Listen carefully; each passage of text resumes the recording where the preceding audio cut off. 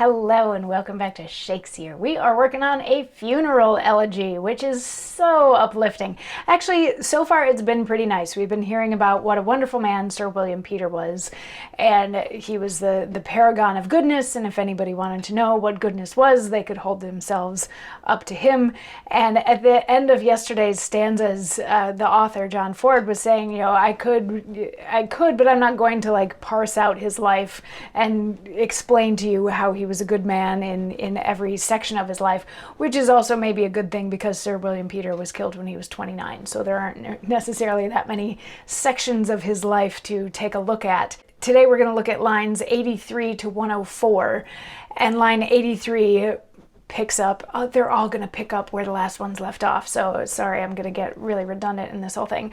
But line 83 picks up saying, "For if his fate and heaven had decreed that full of days he might have lived to see the grave in peace, the times that should succeed had been best speaking witnesses with me, whose conversation so untouched did move respect most in itself, as who would scan his honesty and worth, by them might prove he was a kind, true, perfect gentleman, not in the outside of disgraceful folly, courting opinion with unfit disguise, affecting fashions, nor addicted wholly to unbeseeming blushless vanities, but suiting his habit and desire, as that his virtue was his best attire.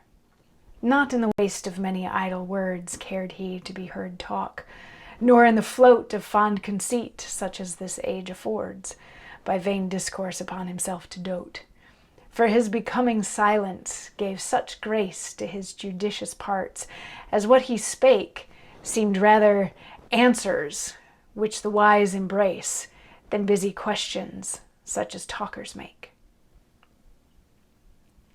So what we learn from this is that he was the strong silent type.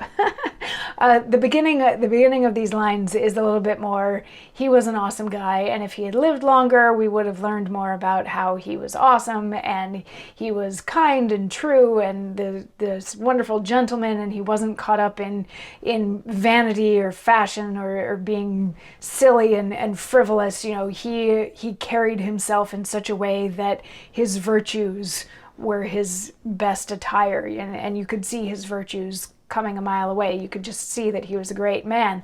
And then the last few lines here talk about how the fact that he doesn't talk very much. He's a man of few words because he liked to say the right thing. He was very judicious in his speech, to the point where whenever he did speak, it seemed like something that a wise person would have said. Even if he was questioning something or asking a question, he maybe could have even been asking directions, but it would have sounded like the sort of thing that a very intelligent person would have said as fact. Sort of like those people who say they would listen to Christopher Walken read the phone book because it's going to be interesting. This guy, you knew that when he was talking, it was something intelligent and important. So a little bit more about how great Sir William Peter was. And I know that that's what you're supposed to do with a funeral elegy, is talk about how great a person was.